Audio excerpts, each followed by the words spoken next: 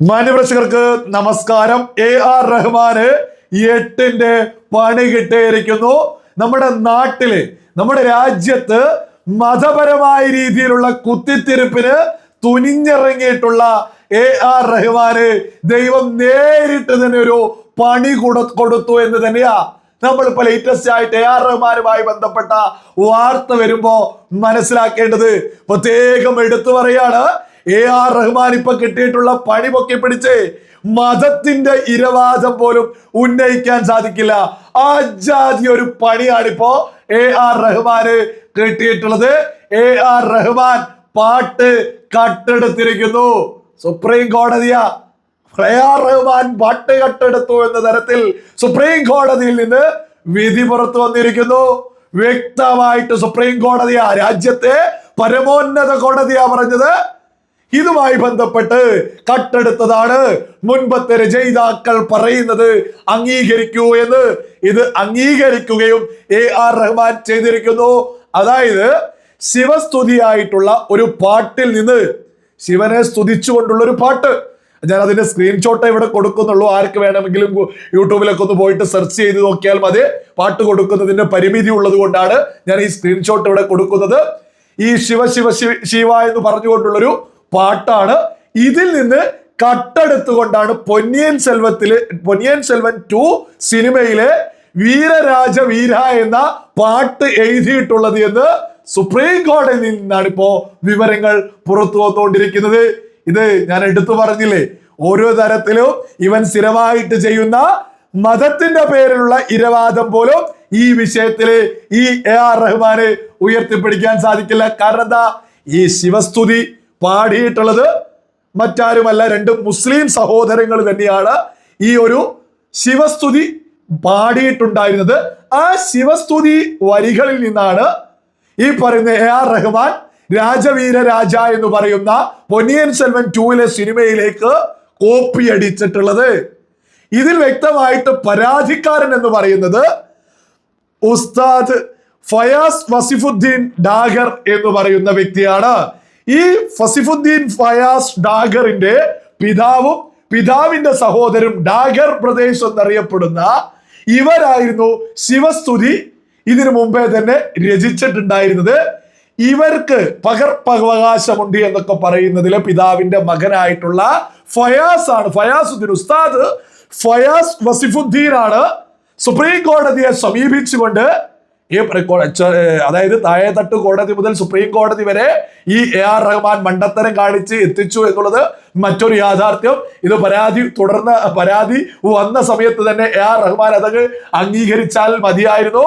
എന്നാൽ ഇത് സുപ്രീം കോടതി വരെ എത്തിയ ഈ 2, അതായത് ഈ ശിവ ശിവ ശിവ എന്ന് പറയുന്ന ശിവസ്തുതിയും അതേപോലെ തന്നെ വീരരാജ വീര എന്ന 2 പാട്ടും കേട്ട് കഴിഞ്ഞാൽ പെട്ടെന്ന് മനസ്സിലാവും AR റഹ്മാൻ കോപ്പി അടിച്ചതാണ്, കട്ടെടുത്തതാണ് എന്ന്. സുപ്രീം കോടതി കൃത്യമായിട്ട് ഉസ്താദ് ഈ ഫയാസ് വസിഫുദ്ദീന് അനുകൂലമായിട്ട് വിധിയും പുറപ്പെടുവിപ്പിച്ചിരിക്കുന്നു. AR റഹ്മാൻ അത് അംഗീകരിക്കുകയും ചെയ്തിരിക്കുന്നു. അപ്പോ ഇത് മതത്തിന്റെ പേരിൽ ആരോ പരാതി കൊടുത്തതാണെന്ന് പറഞ്ഞ് സ്ഥിരം ശൈലിയിൽ ഈ AR റഹ്മാൻ രംഗത്തെത്തൂല. കാരണം എന്താ, പരാതി കൊടുത്തതും മുസ്ലിം മതത്തിൽ നിന്ന് തന്നെയാണ്. അത് ശിവസ്തുതിയായിട്ട് അവര് രചിച്ചിട്ടുള്ള, അവരുടെ പിതാവിന്റെ സഹോദരൻ കൂടി രചിച്ചിട്ടുള്ളതിൽ കട്ടെടുത്തതാണ് എന്ന് പറഞ്ഞാണ് ഉസ്താദ് ഫയാസ് വസിഫുദ്ദീന് കോടതിയെ സമീപിച്ചതോ. ഇതാണ് പറയുന്നത്, നാട്ടിൽ കുത്തിത്തിരിപ്പിന് തുനിഞ്ഞിറങ്ങുന്നവർക്ക് നേരിട്ട് ദൈവം ശിക്ഷ കൊടുക്കുമെന്ന് നിങ്ങളൊക്കെ ഒന്ന് ചിന്തിച്ചു.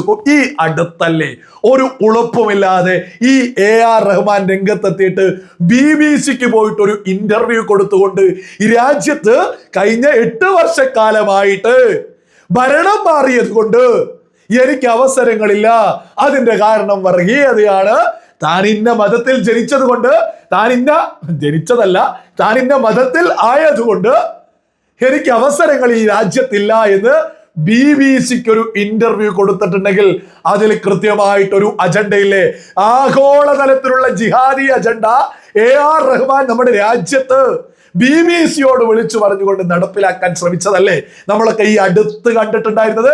ഈ AR റഹ്മാൻ എത്രത്തോളം നെറുകേടാണെന്നോ വിളിച്ചു പറഞ്ഞത്. ഏറ്റവും നമ്മുടെ രാജ്യത്തിറങ്ങാൻ പോകുന്ന വലിയ ചിത്രമായിട്ടുള്ള കോടിക്കണക്കിന് രൂപ ഇൻവെസ്റ്റ് ചെയ്തിട്ടുള്ള ബോളിവുഡ് സിനിമയായിട്ടുള്ള രാമായണത്തിൽ പോലും സംഗീതം ചെയ്യുന്നത് AR റഹ്മാനാ. ഈ 2017 മുതൽ ഇങ്ങോട്ടേക്കാണല്ലോ ഈ കഴിഞ്ഞ 8 വർഷം എന്ന് പറയുന്നത്. ഈ 2017 വരെയുള്ള 8 വർഷത്തേക്കാൾ മികച്ച രീതിയിൽ ഈ കഴിഞ്ഞ 8 വർഷത്തിൽ ഈ AR റഹ്മാന് ബോളിവുഡിലുണ്ട്. ഇത് യഥാർത്ഥത്തിൽ ഹിന്ദിക്കെതിരെ സമരം ചെയ്തിട്ടുള്ള ഒരു വ്യക്തിയാ ഈ AR റഹ്മാനെ. എന്നിട്ട് ഹിന്ദി സിനിമയിൽ അവസരമില്ലോ എന്ന്. അവസരമില്ലാത്തത് ഇന്ന മതത്തിലായതുകൊണ്ടായിരിക്കോ? അവസരമില്ല എന്ന് പറഞ്ഞത് തന്നെ കള്ളത്തരം. ഇതിന്റെ ഒരു ഗൗരവം മനസ്സിലാക്കണമെങ്കിൽ ഒരു തമിഴ് സിനിമാ നടന് കേരളത്തിലെത്തിയിട്ട് ഒരു സിനിമയിൽ അഭിനയിക്കുമ്പോ ഓരോ സിനിമയിലും അഭിനയിച്ച് മുന്നോട്ട് പോകുമ്പോ മലയാളം ഒന്നിനും കൊള്ളില്ല എന്ന് പറഞ്ഞാൽ മലയാളികൾ ആ തമിഴ് നടനെ എങ്ങനെ സ്വീകരിക്കുമെന്നൊന്ന് ചിന്തിച്ചാൽ മതി. എന്നാൽ വലിയ മാന്യമായിട്ട് തന്നെയാണ് ഇപ്പോഴും ബോളിവുഡ് ഹിന്ദി സിനിമാ മേഖല ഇപ്പോഴും ഈ പറയുന്ന AR റഹ്മാനേക്ക് മുന്നോട്ട് കൊണ്ടുപോകുന്നത്. AR റഹ്മാൻ ആഗോള തലത്തിലുള്ള ജിഹാദി അജണ്ട നമ്മുടെ രാജ്യത്ത് നടപ്പിലാക്കാൻ, നമ്മുടെ രാജ്യത്ത് കുത്തിത്തിരിപ്പുണ്ടാക്കാൻ തന്നെയാണ് BBC-ക്ക് മതത്തിന്റെ പേരിൽ അവഗണന എന്ന് ഉളുപ്പില്ലാതെ വിളിച്ചു പറഞ്ഞത്. അതിനൊക്കെ ഈ നാട്ടിൽ ഇത്രത്തോളം സുന്ദരമായ ഒരു രാജ്യമല്ലേ നമ്മുടെ ഭാരതം എന്ന് പറയുന്നത്. എത്ര സുന്ദരമായിട്ട്, എത്ര സമാധാനത്തിൽ, എത്ര സൗകര്യത്തിൽ, എത്ര സുരക്ഷയിലാണ് ഞാനും നിങ്ങളുമൊക്കെ ഈ രാജ്യത്ത് സുന്ദരമായിട്ട് മുന്നോട്ട് പോകുന്നത്. ഈ രാജ്യത്ത് മതത്തിന്റെ പേരിൽ പ്രശ്നമെന്ന് AR റഹ്മാൻ വിളിച്ചു പറയുന്നത് എത്രത്തോളം വലിയ നിറകേട. സിനിമാ മേഖല എടുത്തു നോക്കിയാൽ ഇനി മതത്തിന്റെ പേരിൽ ഷാറൂഖ് ഖാൻ അല്ലേ, മുസൽമാനല്ലേ, ഇന്ത്യൻ മുസൽമാനല്ലേ, ഈ രാജ്യത്തെ ഏറ്റവും മികച്ച സിനിമാ നടനായിട്ട് നാഷണൽ ഫിലിം അവാർഡ് പോലും പ്രഖ്യാപിച്ച സമയത്ത് ഷാറൂഖ് ഖാൻ അല്ലേ. മമ്മൂട്ടി പത്മ അവാർഡ് കൊടുത്തത് ഈ സർക്കാരല്ലേ, ഈ നരേന്ദ്രമോദി സർക്കാരല്ലേ. എന്നിട്ടും ഒരു ഉളുപ്പുമില്ലാതെ AR റഹ്മാൻ ഇന്ന മതത്തിലായതുകൊണ്ട്, ഇവിടെ വർഗീയതയുണ്ട്, എനിക്ക് അവസരം. സ്വന്തം കഴിവില്ലെങ്കിൽ ഓരോ സമയത്തും ഈ പാർട്ടി എന്നൊക്കെ പറയുന്നത് ഓരോ കാലഘട്ടം വരുമ്പോ അതിനനുസരിച്ചുള്ള മാറ്റങ്ങൾ ഉണ്ടാവൂ. ഇനി നമ്മുടെ സംസ്കാരത്തെയും പാരമ്പര്യത്തെയും പൈതൃകത്തെയും ആര് തച്ചുടയ്ക്കാൻ ശ്രമിച്ചാലും എന്ത് കഴിവുണ്ടായാലും ജനം തള്ളുകയും ചെയ്യും. നമ്മുടെ രാജ്യത്തെ ഓരോ പൗരന്റെയും അഭിമാനത്തിൽ തൊട്ട് കളിച്ചാൽ അതിന് ഏത് റഹ്മാൻ ഏത് രീതിയിൽ പാട്ട് പാടിയാലോ നമ്മുടെ രാജ്യത്തിന്റെ പൈതൃകത്തെയും സംസ്കാരത്തെയും പാരമ്പര്യത്തെയൊക്കെ തൊട്ടു കളിച്ചാൽ ചവറ്റുകൊട്ടയിലേക്ക് വലിച്ചെറിയും. അതിന് ഏത് റഹ്മാനാണെങ്കിലും. അതിലൊന്നും ഒരു തർക്കമില്ലാത്ത വിഷയ.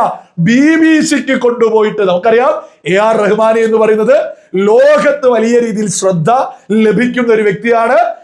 ആഗോളതലത്തിൽ നമ്മുടെ രാജ്യത്ത് പ്രശ്നമാണെന്ന് വരുത്തി തീർക്കാന് ഈ AR റഹ്മാനൊക്കെ ആരെങ്കിലും കൊണ്ടുപോയിട്ട് ക്യാഷ് തള്ളിച്ചു കൊടുത്തതാണോ എന്ന് പോലും ബോധമുള്ള ഓരോ മലയാളിയും ചിന്തിക്കേണ്ടതാ. അത്തരത്തിലായിരുന്നു നമ്മുടെ രാജ്യത്ത് പ്രശ്നമെന്ന് BBC-യോട് ഈ AR റഹ്മാൻ വിളിച്ചു പറഞ്ഞത്.